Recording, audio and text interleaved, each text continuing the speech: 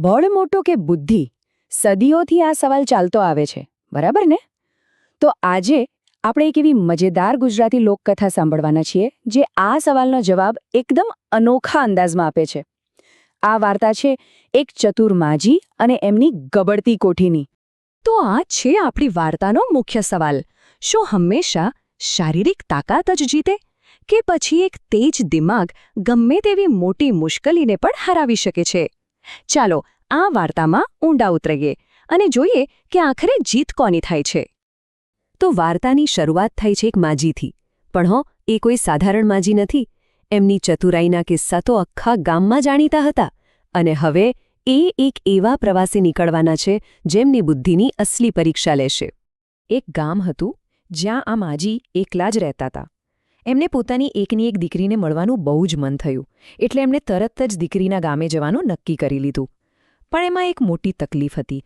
રસ્તો એક ગાઢ અને ખતરનાક જંગલમાંથી જતો હતો, જ્યાં ખૂંખાર જાનવરો રહેતા હતા. તો જરાક સમજો, એક બાજુ છે આપણા ઘરડા, કદાચ થોડા નબળા દેખાતા માજી, અને બીજી બાજુ જંગલના રાજાઓ, ખૂંખાર સિંહ, વાઘ, રીંછ અને બધા જ ભૂખ્યા. પહેલી નજરે તો કોઈ પણ કહે કે માજીનું બચવું મુશ્કેલ છે, પણ એમની ખરી તાકાત દેખાતી નહોતી. એ તો એમના દિમાગમાં હતી. અને બસ માજીએ હિંમત ભેગી કરી અને જંગલમાં ડગ માંડ્યા. પણ એમને ક્યાં ખબર હતી કે ઝાડીઓની પેલી પાર ભૂખ્યા શિકારીઓ એમની જ રાહ જોઈ રહ્યા છે. હવે ખરી રમત શરૂ થાય છે. હજી તો માજી થોડુંક જ આગળ વધ્યા હશે, ત્યાં જ એમની સામે આવીને ઊભો રહી ગયો એક મોટો સિંહ. અને ગર્જના કરીને શું કહે, "ડોશી, હું બહુ ભૂખ્યો છું, આજે તો તને જ ખાઈશ." હવે વિચારો, શું થશે? આગળ સિંહ ઊભો છે, ભાગવાનો કોઈ રસ્તો નથી. શું માજીની સફર અહીં જ પૂરી થઈ જશે? પણ આપણા માજી તો જરાય ગભરાયા નહીં. એમણે ડરવાને બદલે દિમાગ વાપર્યું. એકદમ શાંતિથી સિંહને કહે, "અરે સિંહરાજા, તમારી વાત સાચી, પણ મને જુઓ તો ખરા, હું તો સાવ સુકલકડી છું. મને ખાઈને તમને શું મળવાનું? એક કામ કરો, મને મારી દીકરીના ઘરે જવા દો. ત્યાં મસ્ત ખાઈ પીને જાડી પાડી થઈ જાઉં. પછી પાછી આવું ત્યારે તમે મને નિરાંતે ખાજો." અને સિંહ તો આ વાતમાં આવી ગયો. એને થયું કે આ તો ફાયદાનો સોદો છે. અને ખબર છે, માજીની આ જ ટ્રીક આગળ એક ભૂખ્યા વાઘ પર પણ ચાલી, અને એના પછી એક રીંછ પર પણ. ત્રણેયને ભવિષ્યના ભોજનનું વચન આપી માજી તો સહી સલામત દીકરીના ઘરે પહોંચી ગયા. વાહ ભાઈ વાહ, પહેલો પડાવ તો પાર. દીકરીના ઘરે તો માજીએ બહુ મજા કરી. પણ હવે ઘરે પાછા જવાનો સમય આવ્યો. અને આ વખતે તો મુશ્કેલી ડબલ હતી, કારણ કે જંગલમાં ત્રણ શિકારીઓ એમની જ રાહ જોતા હતા. માજી બધું સમજતા હતા. એમને ખબર હતી કે સિંહ, વાઘ અને રીંછ પોતાનું વચન ભૂલ્યા નહીં હોય. પેલી જૂની યુક્તિ હવે કામ નહીં લાગે. આ વખતે તો કંઈક એવું કરવું પડશે જે કોઈએ વિચાર્યું પણ ન હોય. એમને એકદમ નવા, એકદમ જબરદસ્ત પ્લાનની જરૂર હતી. અને પછી માજીના દિમાગમાં એક મસ્ત આઈડિયા આવ્યો. એમણે દીકરીને કહ્યું કે એક મોટી ગોળમટોળ કોઠી લઈ આવ. એને અંદરથી ખાલી કરી અને પોતે એની અંદર બેસી ગયા. અને દીકરીને શું કહ્યું ખબર છે? કે બસ આ કોઠીને રસ્તા પર ગબડાવી દે.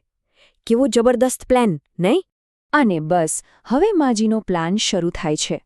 જંગલના ઢોળાવવાળા રસ્તા પર એક કોઠી જાતે જ ગબડી રહી છે. ચાલો જોઈએ કે આ ગબડતી કોઠી શું કમાલ કરે છે. કોઠી ગબડતી જાય છે. આખા જંગલમાં બસ એના જ ગબડવાનો અવાજ આવે છે. સિંહ દૂરથી આ બધું જોઈ રહ્યો છે. એને નવાઈ લાગે છે કે આ વળી શું છે જે જાતે ચાલી રહ્યું છે. સિંહથી હવે રહેવાયું નહીં. એણે કોઠીને રોકીને પૂછ્યું, "એ ગબડતી વસ્તુ, અહીંથી પેલી ડોશીને જતા જોઈ છે?" બિચારા સિંહને તો ખબર જ નથી કે એનો શિકાર એની નજર સામે જ છે.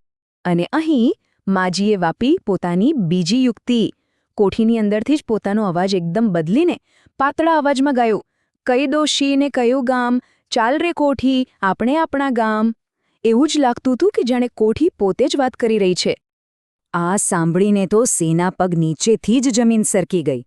એક ગબડતી અને પાછી બોલતી કોઠી. એણે આવું ભૂત જેવું દ્રશ્ય ક્યારેય નહોતું જોયું. બિચારો એટલો ડરી ગયો કે ત્યાંથી સીધો ભાગ્યો. જુઓ, બુદ્ધિએ માજીને શિકારમાંથી ભૂત બનાવી દીધા. અને જેવું સિંહ સાથે થયું બસ એવું જ આગળ વાઘ અને રીંછ સાથે પણ થયું. બંને જણા આ બોલતી કોઠીથી એટલા ડરી ગયા કે રસ્તો છોડીને ભાગી ગયા. અને લો, માજીનો રસ્તો એકદમ ક્લિયર. અને આમ આપણે વાર્તાના એ ભાગ પર પહોંચીએ છીએ જ્યાં એનો સાચો મતલબ સમજાય છે. કહેવાય છે ને કે બુદ્ધિ આગળ બળ પાણી ભરે. બસ અહીં એ જ સાબિત થયું. અને બસ આપણા ચતુર માજી હેમખેમ પોતાના ઘરે પાછા પહોંચી ગયા.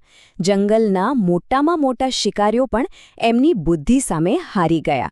આ હતી તાકાત પર બુદ્ધિની સાચી જીત. તો આ વાર્તા આપણને એક બહુ જ સરસ વાત શીખવે છે કે અસલી તાકાત શરીરમાં નહીં, દિમાગમાં હોય છે. શક્તિની એક હદ હોય છે, પણ બુદ્ધિથી તો ગમે તેવી મોટી મુશ્કેલીમાંથી પણ રસ્તો નીકળી જ જાય છે. તો આ વાર્તા આપણને વિચારતા કરી જાય છે નહીં કે જ્યારે કોઈ મુશ્કેલી આવે ત્યારે તાકાત વાપરવી કે પછી માજીની જેમ યુક્તિ? કારણ કે આ વાર્તા તો એ જ કહે છે કે આપણું સૌથી મોટું શસ્ત્ર આપણું મગજ છે. વિચારવા જેવી વાત છે, ખરું ને?